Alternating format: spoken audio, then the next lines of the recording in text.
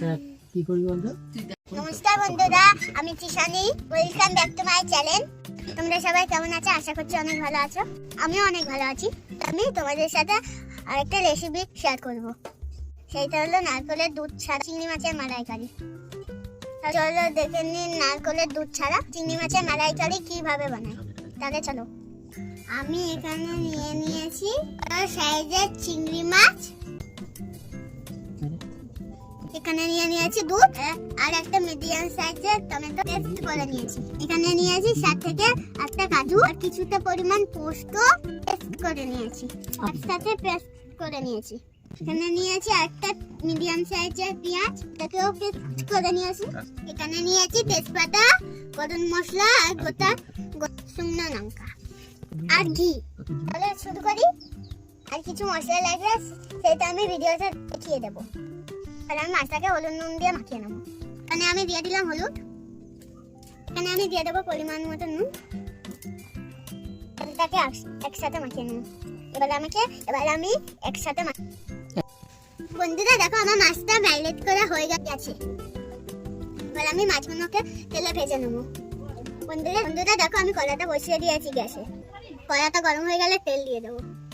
দেখো আমি কিছুটা পরিমাণ কড়াই তেল দিয়ে দিয়েছি, গরম হয়ে গেছে। এবার আমি মাছগুলো ছেড়ে দেবো। ছেড়ে দিচ্ছি। দেখো আমি মাছগুলো ছেড়ে দিয়েছি। মাছ আমি খুব বেশি ভাজবো না, একটা পিস 30 সেকেন্ড করে ভাজবো। এবার আমি মাছটা উল্টে নেব।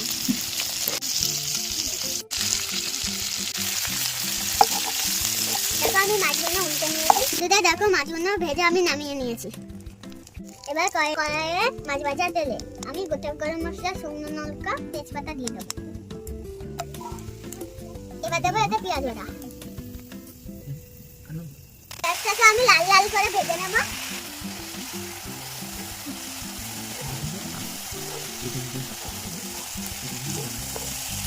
পেঁয়াজটা ভাজা হয়ে গেলে এতে দেবো টমেটো পেস্ট। দেখো আমার পেঁয়াজটা হয়ে গেছে। এবার দেবো এতে টমেটো পেস্ট।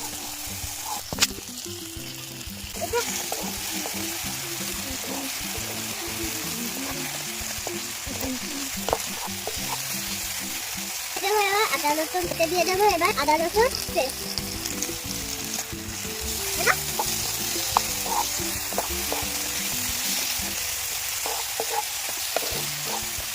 মশলাটা কষানো হয়ে গেলে এতে দেবো কাজু পোস্ত পেস্ট।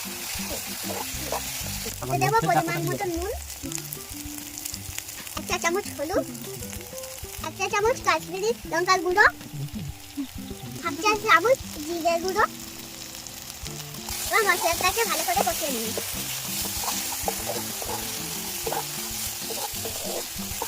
দেখো মশলা আমার প্রায় কষানো হয়ে গেছে। এবার এতে দিয়ে দেবো কাজু পোস্ত বাটা। এবার এটাকে আমি ভালো করে কষিয়ে নিই।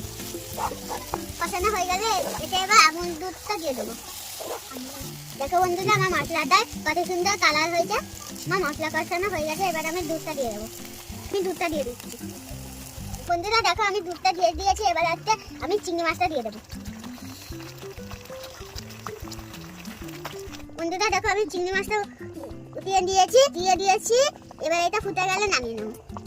বন্ধুরা এটা নামানোর আগে আমি ঘি দিয়ে দেবো। এটা আমি 1 চামচ ঘি দিয়ে নামিয়ে নেবো। এবার এটা একটু গরম মশলা গুঁড়ো দিয়ে দেবো। হয়ে গেছে চিংড়ি মাছের মালাইকারি। এবার এটাকে আমি নামিয়ে নেবো। বন্ধুরা দেখো আমার চিংড়ি মাছের মালাইকারি রেডি। যদি রেসিপিটা ভালো লাগে তাহলে একটা লাইক, একটা কমেন্ট করে দেবে, একটা সাবস্ক্রাইব করে দেবে। Bye bye.